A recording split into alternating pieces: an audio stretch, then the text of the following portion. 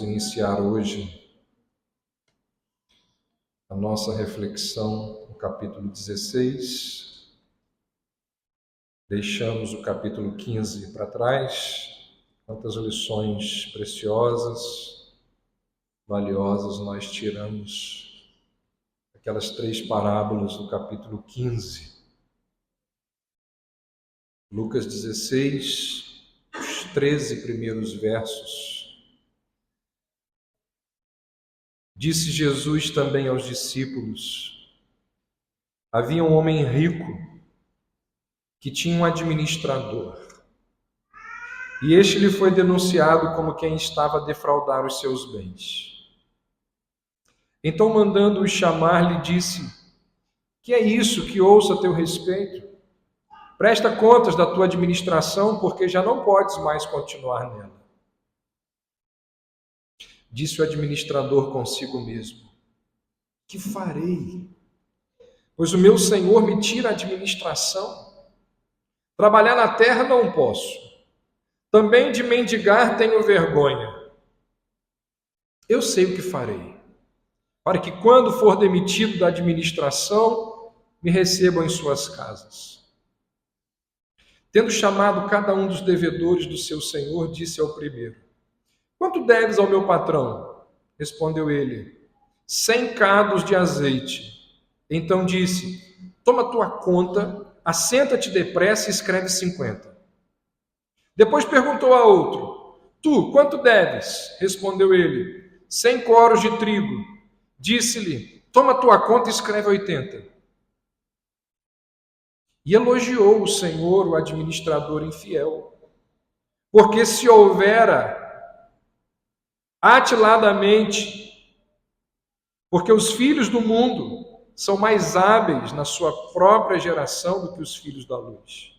E eu vos recomendo, das riquezas de origem iníqua fazei amigos, para que, quando aquelas vos faltarem, esses amigos vos recebam nos tabernáculos eternos. Quem é fiel no pouco, também é fiel no muito. E quem é injusto no pouco, também é injusto no muito. Se, pois, não vos tornastes fiéis na aplicação das riquezas de origem injusta, quem vos confiará a verdadeira riqueza? Se não vos tornastes fiéis na aplicação do alheio, quem vos dará o que é vosso? Ninguém pode servir a 2 senhores, porque ou há de aborrecer-se de um e amar ao outro, ou se devotará a um, desprezará o outro. Não podeis servir a Deus e às riquezas. Os capítulos 15 e 16 de Lucas, eles formam um par. O primeiro, capítulo 15, vai expor a atitude incorreta para com as pessoas, enquanto que o capítulo 16 vai mostrar a atitude incorreta para com as riquezas. Então, no 16, nós vemos como é a atitude errada, ou quais são as atitudes erradas para com as pessoas, e no 16, as atitudes erradas para com as nossas posses e as nossas riquezas. Está provado que nós gastamos mais tempo pensando em dinheiro do que em qualquer outro assunto. Como adquirir, como gastar, como investir, como poupar. O que mais toma o nosso tempo é dinheiro. Isso é provado. O dinheiro e o nosso envolvimento com ele domina grande parte da nossa agenda. Não é por acaso que das 40 parábolas contadas por Jesus, um terço, e não é pouca coisa, trata, sabe de qual tema? Dinheiro. Será que você entende isso? A cada 3 parábolas, Jesus contava uma sobre dinheiro. A cada 3 histórias que ele contava, uma era para tratar das posses, das riquezas dos seres humanos. Será que existe algum ensinamento nessa proporção? Será que é por acaso que a cada 3 ele tratava do tema do dinheiro, das posses? O capítulo 16 começa, olha aí, dizendo assim: disse Jesus também aos discípulos. Eu falei que eles formam um par, o 15 e o 16. Se você olhar lá no início do 15, você vai ver que aproximaram-se de Jesus publicanos e pecadores. E murmuravam os fariseus e escribas, dizendo: este recebe pecadores e come com eles. E aí nós vimos que Jesus vai contar as 3 parábolas, tendo em vista os líderes religiosos, os fariseus, os escribas. Agora, no capítulo 16, Jesus vai falar para os seus discípulos. Ou seja, nós saímos de uma mensagem de salvação, no capítulo 15, para uma mensagem de discipulado, no capítulo 16.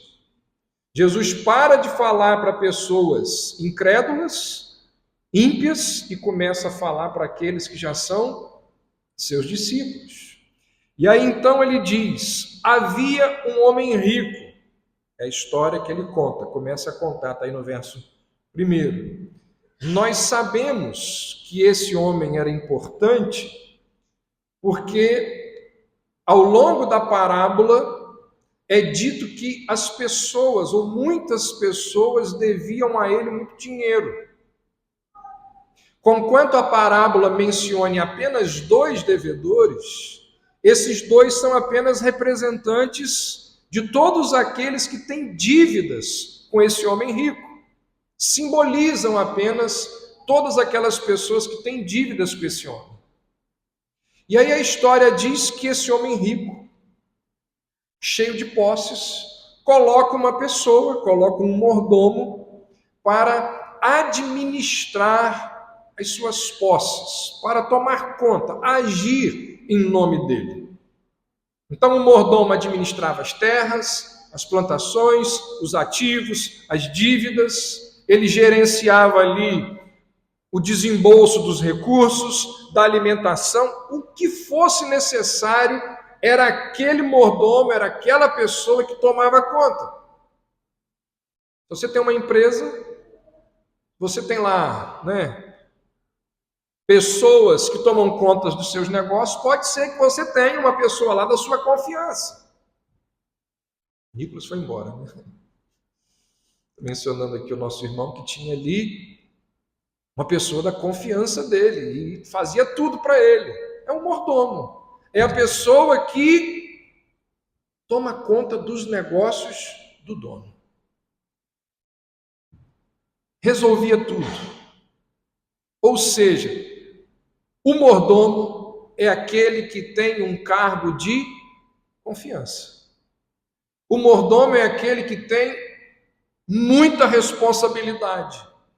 O mordomo é aquele que tem uma função que, por ser de grande responsabilidade, por gerenciar pessoas, por tomar conta de muitos recursos, vai ser alguém que tem uma posição social importante. Até porque ele precisa interagir com pessoas muito importantes. Só que o mordomo da parábola diz a história que ele não fez jus à função que ele exercia. Olha o que diz aí o final do verso 1. Ele foi denunciado como alguém que estava a defraudar os seus bens. Isso não combina com um mordomo. Isso não combina com uma pessoa que exerce cargo de confiança. O principal compromisso de um mordomo era com a fidelidade. A Paulo vai dizer isso. Quando vai falar de mordomia, lá para o pessoal de Corinto, 1 Coríntios 4:2 diz assim: o que se requer dos mordomos é que cada um deles seja encontrado fiel. Mordomo tem que ser fiel. Cargo de confiança, a pessoa tem que ser de confiança. Só que o mordomo aqui, no caso, abandona a integridade. E a infidelidade dele chega ali aos ouvidos do seu senhor.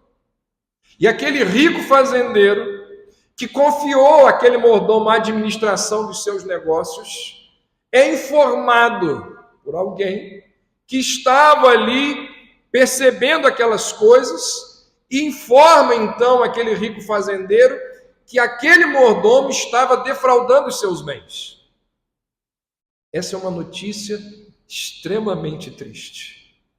Você confia em alguém e esse alguém não corresponde à sua confiança. Isso é muito triste. Nas nossas relações, você confia em alguém e esse alguém em quem você confia te apunhala pelas costas, fala mal de você. Isso é muito triste.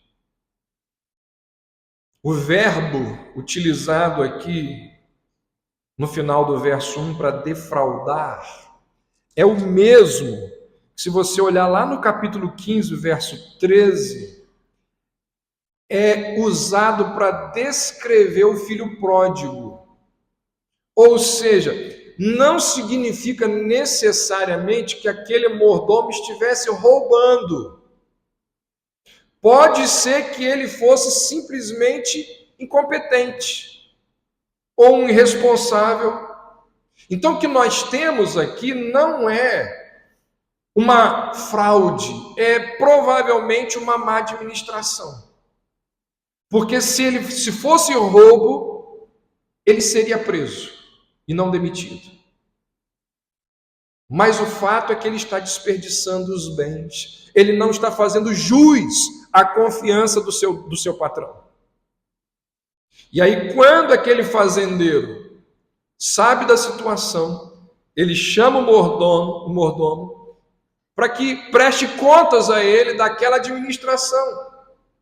E ao fazer isso, ele já chega para o mordomo informando a ele que ele está demitido.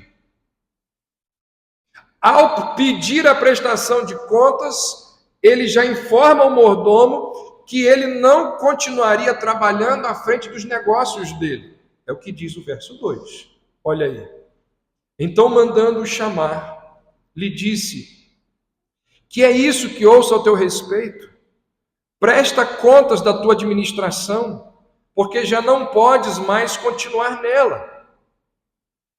Então, aquele mordomo, ele é apanhado nas cordas do seu próprio pecado. Aquilo que ele fazia às ocultas veio à tona.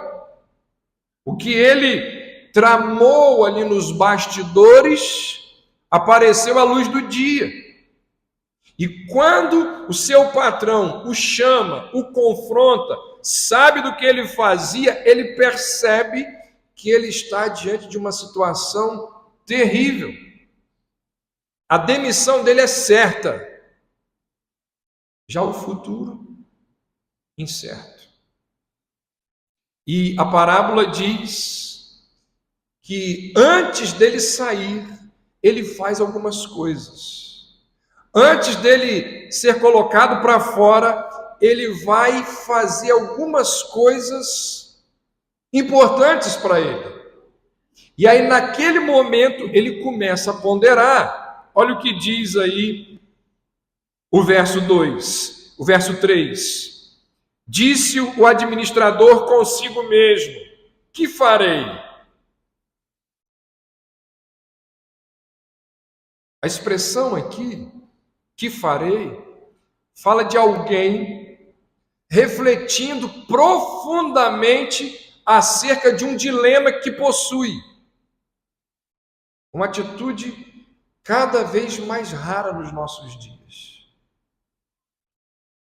ponderar, analisar, refletir diante de um dilema que está diante dele. E o mordomo está diante de um dilema. Foi pego, foi descoberto as coisas erradas que ele fazia, e agora ele foi demitido, e ele não sabe o que vai acontecer lá na frente. Então ele fica ali refletindo: o que farei? E nas suas reflexões, aquele mordomo começa a cogitar algumas possibilidades para o futuro. Ele começa a pensar sobre como ele vai se manter, como ele vai sobreviver após a demissão. E aí então ele diz, no verso 3, trabalho braçal não é para mim. Ele diz aí, trabalhar na terra não posso. Depois ele diz, mendigar é altamente vergonhoso, também não vou fazer. Não vou trabalhar de forma braçal, não vou mendigar. Aí o verso 4 ele diz, já sei o que eu vou fazer. No meio das suas reflexões, surge lá uma ideia. Ele diz, eu sei o que farei para que quando for demitido da administração, me recebam em suas casas. O que ele faz? Chamou, verso 5, cada um dos devedores do seu senhor e disse ao primeiro, quanto deves ao meu patrão? Respondeu ele, 100 cados de azeite. Então disse, toma tua conta, senta-te depressa e escreve 50. Lembra? Ele é o mordomo. É ele que tem o contato com todas as pessoas que fazem comércio com o patrão dele. Antes dele ser demitido, ele chama um camarada e diz assim, qual é a sua dívida com o meu patrão? E aí o camarada diz assim, 100 medidas de azeite. Ele diz, pega essa nota aqui, risca aqui, coloca 50, rapidinho. É um desconto e tanto, né? 50%. 100 medidas de azeite equivaliam a 4.000 litros de azeite. Isso significa que eram necessárias 150 oliveiras. Isso significa que eram necessários 3 anos para conseguir aquela quantidade de azeite. Ou seja, a dívida não era pequena. E o desconto que aquele mordomo estava dando para aquele camarada era imenso. Escreve aí 50 e faz rápido.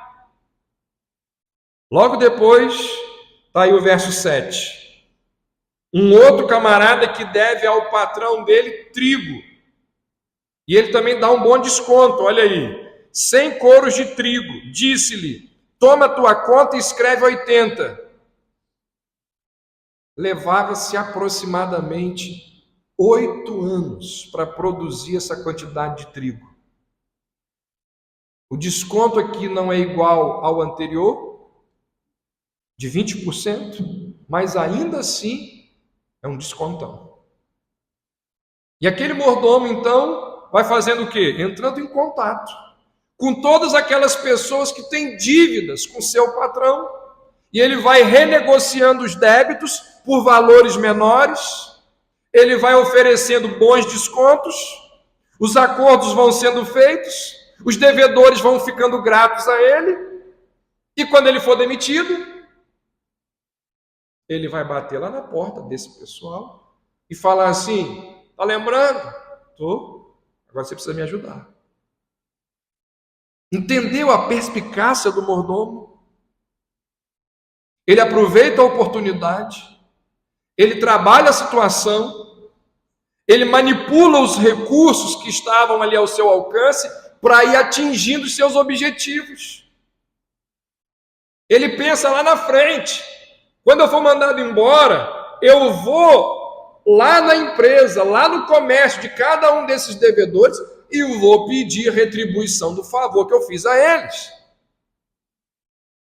É a ideia da reciprocidade, muito forte naquela cultura. Você não deve lembrar, mas lá no capítulo 14 nós falamos disso, da questão da reciprocidade. Se alguém faz algo por você, você faz algo por alguém. Se alguém convida você para um almoço, você convida esse alguém para o almoço. Nós falamos disso lá quando estudamos o capítulo 14. Porque era assim que aquela cultura funcionava.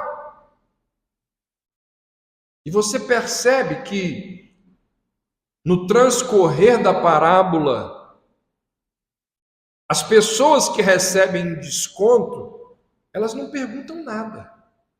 Mas por que isso?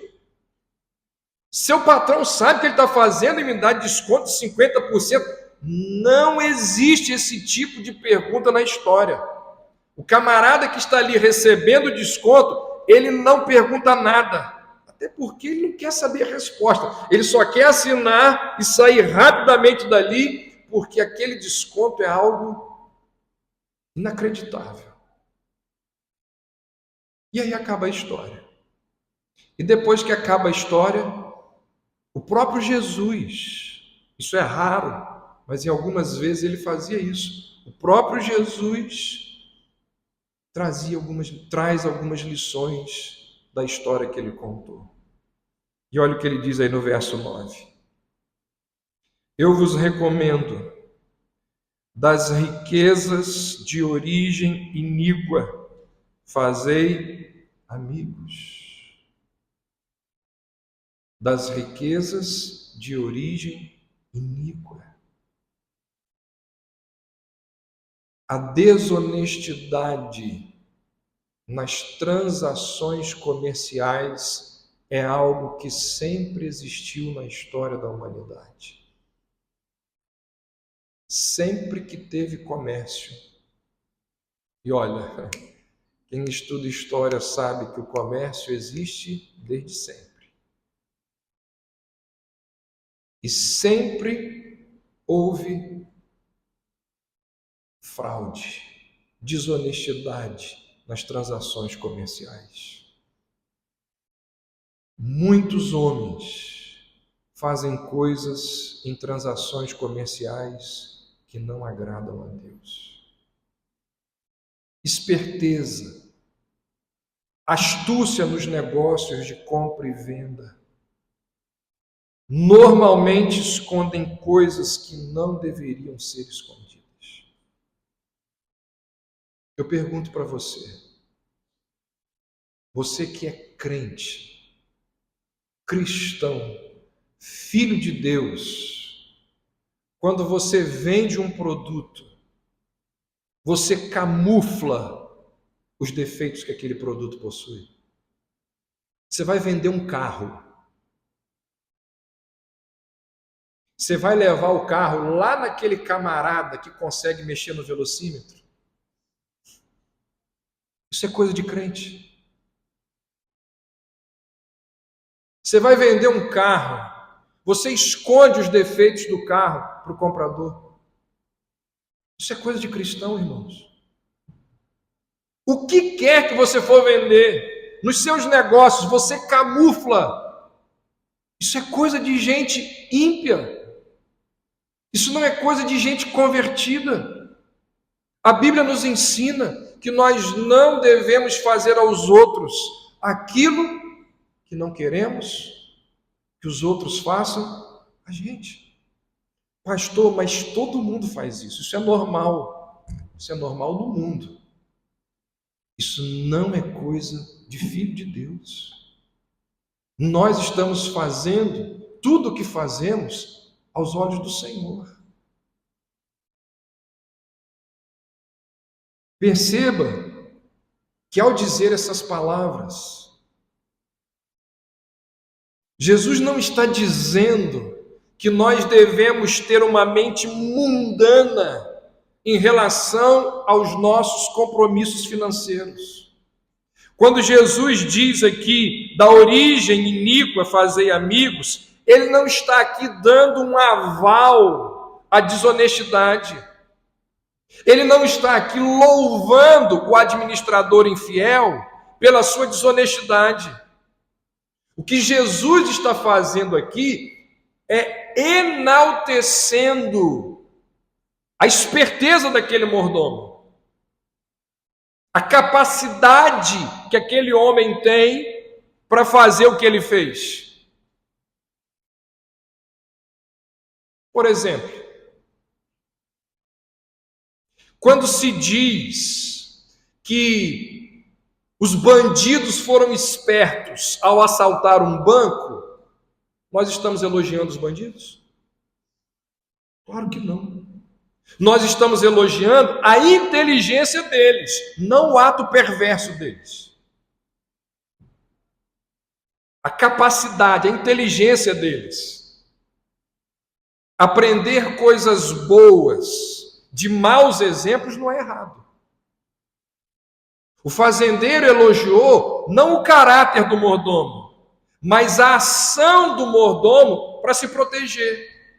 O fazendeiro elogiou não a infidelidade do mordomo, mas a sagacidade dele. A conduta ali daquele administrador infiel. Quando recebe a notícia da demissão, a parábola mostra que a postura dele foi incrivelmente habilidosa. Quando ele sabe que ele vai ser demitido, ele não fica parado em indolência. Ele não fica parado ali vendo-se ser levado à pobreza. Ele luta contra isso.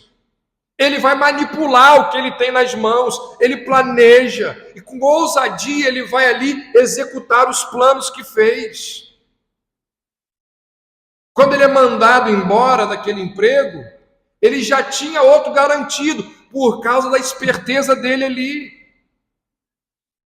Então a parábola, considerada desse ponto de vista, ela é profundamente instrutiva, porque ela nos convida a realizar um profundo exame no nosso coração.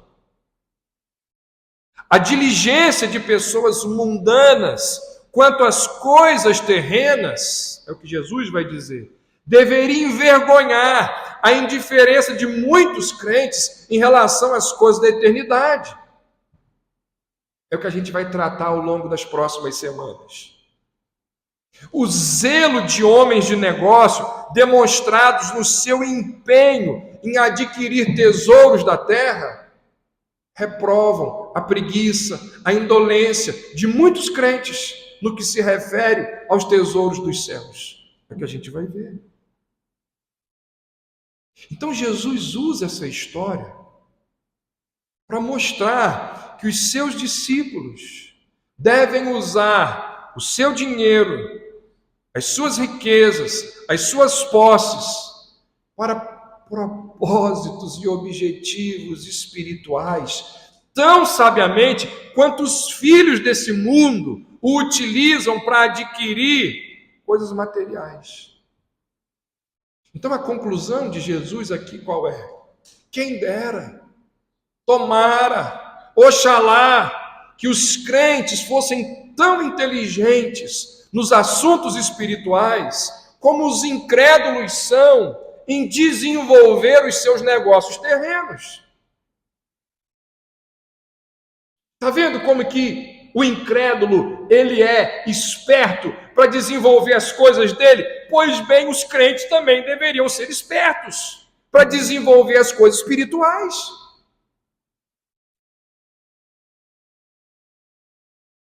Jesus nos dá outra lição. Aliás, essa parábola tem muitas lições. Não vai dar tempo da gente ver tudo hoje.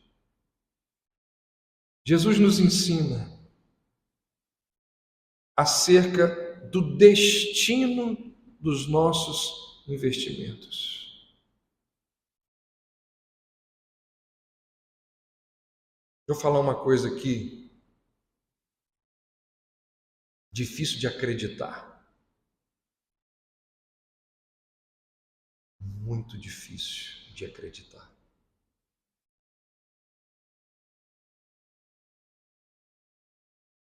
E eu tenho certeza que muita gente não acredita no que eu vou falar aqui. Jesus nos lembra que o nosso dinheiro, ele pode produzir frutos para a eternidade. Jesus diz que os nossos recursos, eles podem e devem ser investidos na eternidade. Jesus vai dizer que o sábio é aquele que investe os seus recursos na eternidade. Olha o que diz o verso 9. Eu vos recomendo, das riquezas de origem iníqua, fazei amigos, para que, quando aquelas vos faltarem, esses amigos vos recebam nos tabernáculos eternos. Muitas pessoas usam o seu dinheiro para comprar ou para fazer amigos terrenos. Jesus diz que nós devemos utilizar os nossos recursos para fazer amigos que passarão a eternidade ao nosso redor.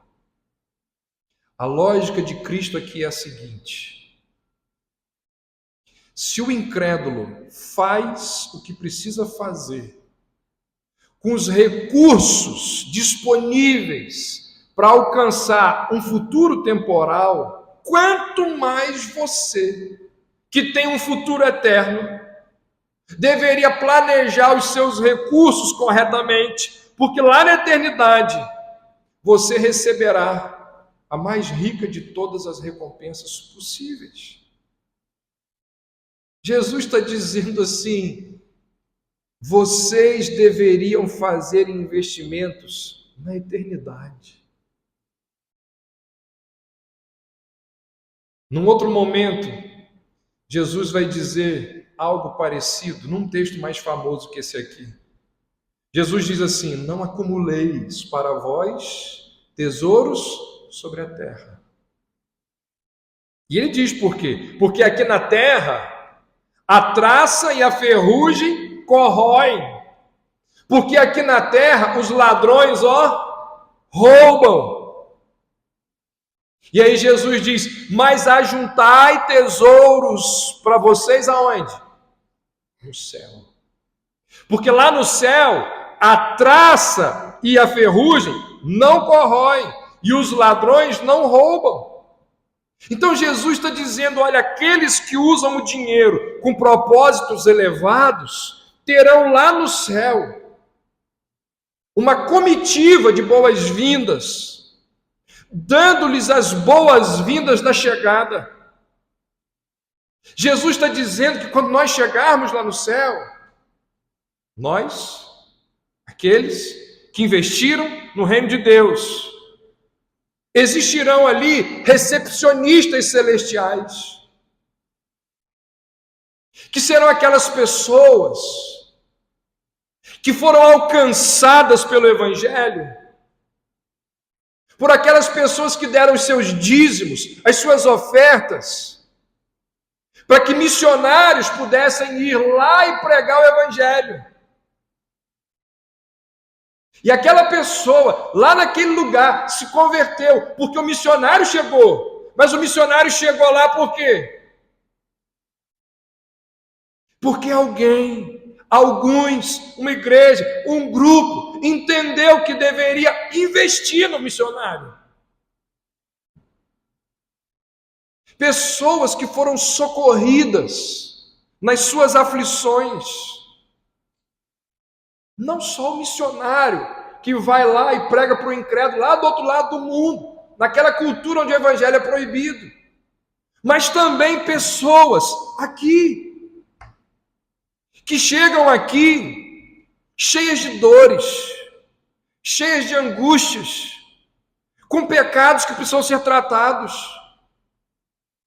com a alma sangrando, e que chegam numa comunidade de fé e recebem as Escrituras, e são alimentadas pela palavra de Deus, e encontram aqui o caminho da salvação. Agora, essa estrutura aqui precisa de recurso. Isso aqui não é gratuito, isso aqui tem um custo. E as pessoas investem ali, e esse investimento abençoa pessoas que chegam à salvação. que podem ouvir as Escrituras, que podem ser abençoadas. E Jesus diz assim: eu, o meu Pai, nós jamais esqueceremos dos recursos que vocês fizeram no meu reino. E essas pessoas que lá estarão, irão receber vocês, recepcionar vocês, por causa do investimento que vocês fizeram na eternidade. Provérbios 11:30 diz: aquele que ganha almas, sábio é. Nesse relato de Mateus, que eu acabei de mencionar, onde Jesus fala que nós devemos acumular tesouro nos céus, logo depois de dar essa orientação, logo depois de dizer que devemos investir nas coisas terrenas, Jesus diz assim: porque onde estiver o vosso tesouro, ali também estará o vosso coração. Você entende isso? Se o seu coração estiver nas coisas desse mundo, onde vai ser o seu investimento? É por isso que tem que mudar o coração.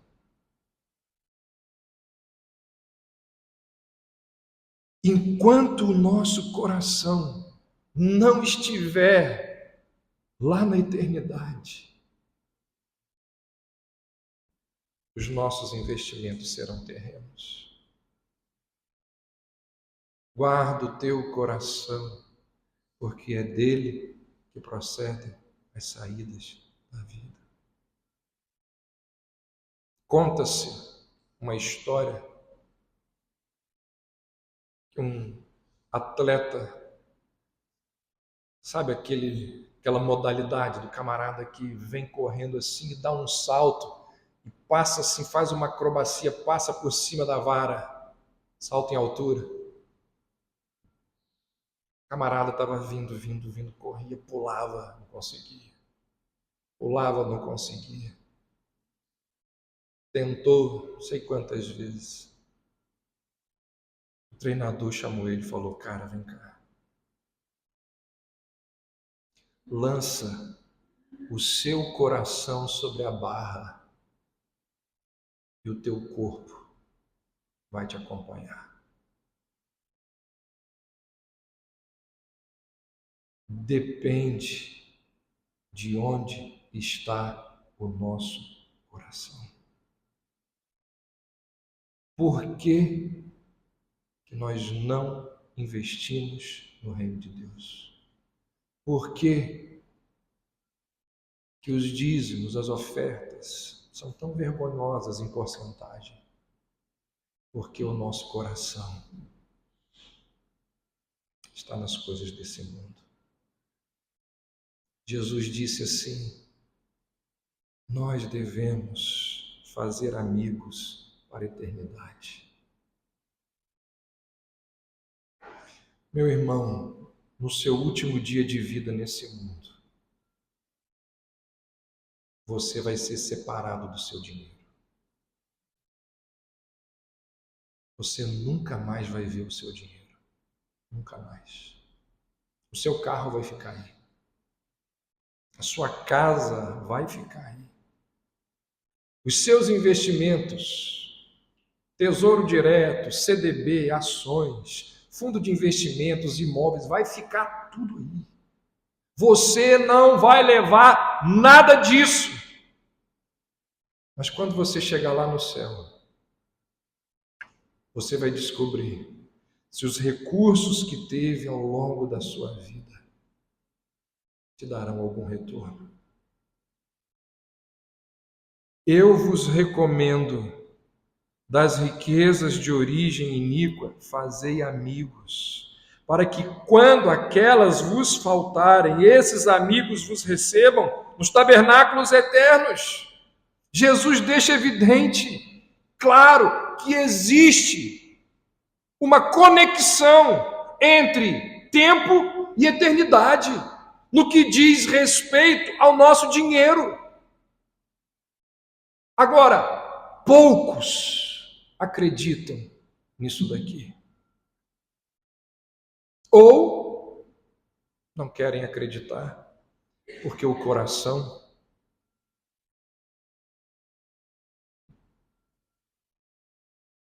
você não pode levar o seu dinheiro com você. Mas Jesus diz que você pode investi-lo a enriquecer a sua eternidade. Que pena a gente não acredita nessas coisas. Porque a verdade é que nós somos mesquinhos em relação às questões espirituais. A verdade é que nós investimos uma quantidade enorme de recursos nas coisas desse mundo. Mas quando se tratam das coisas do reino de Deus, nós somos avarentos. Paulo vai dizer que nós somos mais amigos dos prazeres do que amigos de Deus. A verdade é que nós somos extremamente materialistas, consumistas. A verdade é que as propagandas do outdoor, você está rolando lá, né? No Instagram. Aí aparece aquela propaganda daquele produto. Aquilo ali tem uma força muito maior em você do que isso aqui.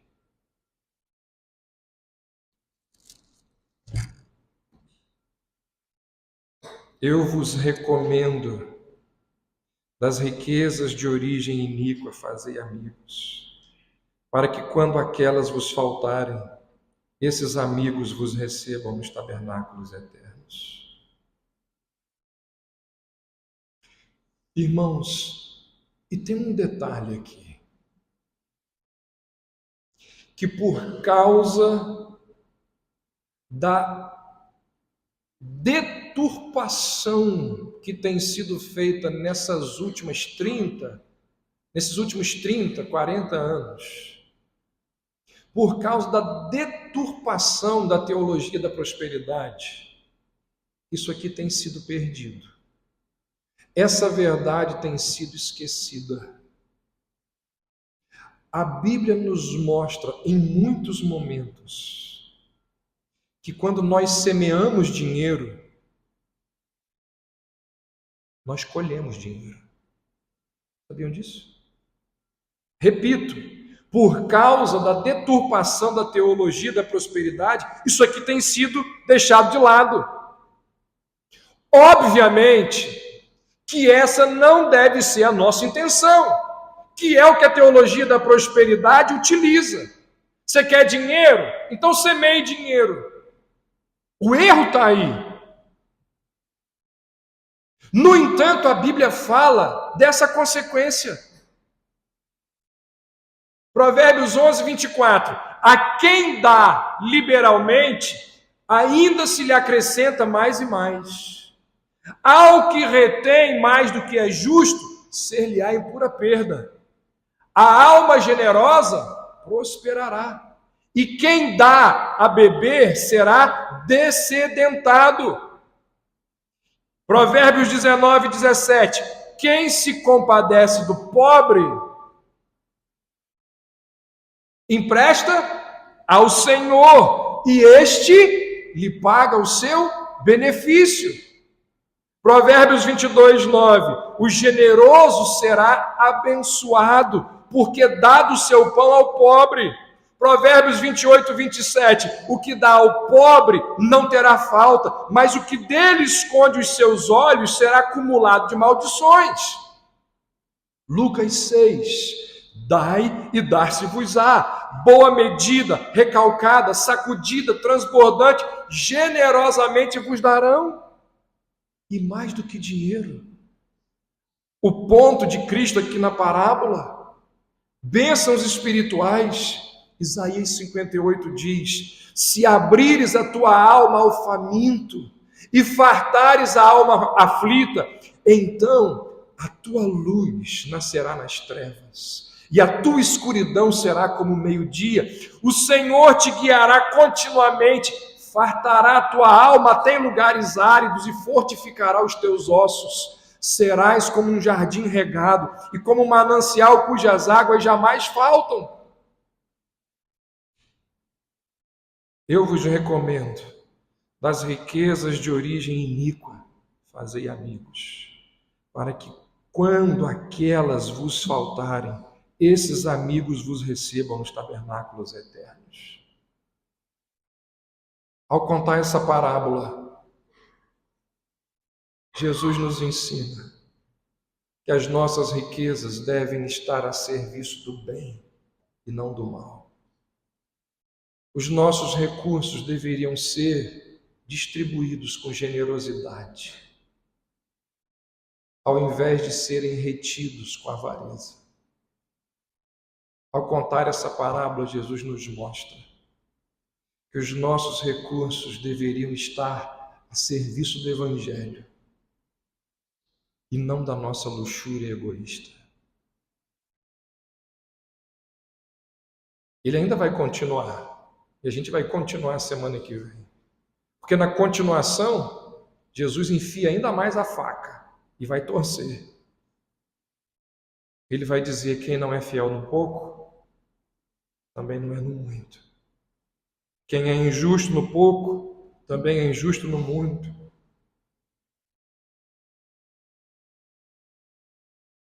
Ninguém pode servir a dois senhores, porque há de odiar a um e aborrecer o outro, ou amar o outro e aborrecer esse um. Não podeis servir a dois senhores, a Deus e as riquezas.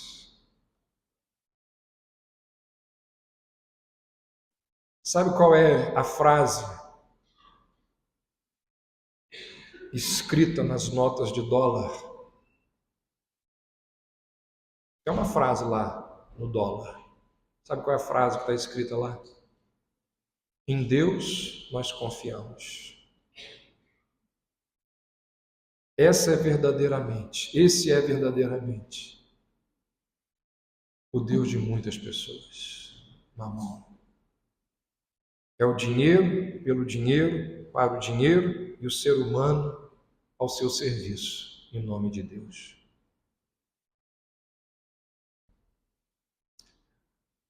A cada 3 parábolas, Jesus contava uma sobre dinheiro. Por quê? Lutero uma vez disse que 3 conversões são necessárias: a conversão do coração, a conversão da mente e a conversão do bolso. Que haja conversão entre nós. Ó Deus, que mensagem dura para uma sociedade, para um povo, para pessoas como nós, tão materialistas. Que mensagem desconfortante para nós que somos tão capitalistas, que pensamos tanto no material, que gostamos tanto daquelas coisas deste mundo a ponto de nos esquecermos das questões eternas.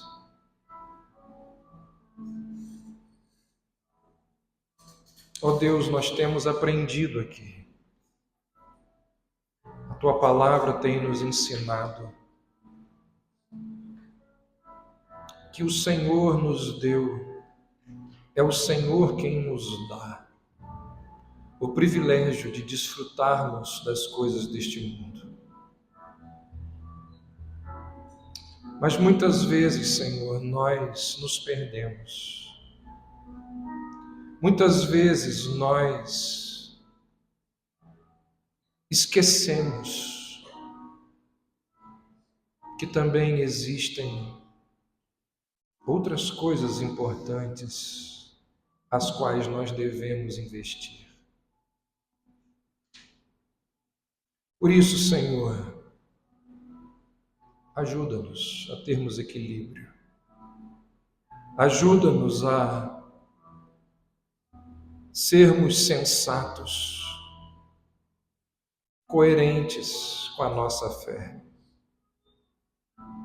Ajuda-nos a ouvirmos uma mensagem como esta e não negligenciarmos aquilo que foi dito. Não desprezarmos o ensino da Tua palavra. Ó Deus, que saibamos investir em coisas terrenas para o sustento dos nossos filhos, para o deleite do nosso serviço, do nosso trabalho, como fruto dele, mas que não esqueçamos, Senhor, de investir no Teu reino. Que não esqueçamos de fazer aquilo que o Senhor nos ensinou, de abençoarmos o Teu reino, para que pessoas possam ouvir o Teu Evangelho, para que pessoas possam ser curadas, abençoadas, através da pregação da Tua palavra. Faz isso, ó Deus, entre nós. É o nosso pedido, em nome de Jesus. Amém.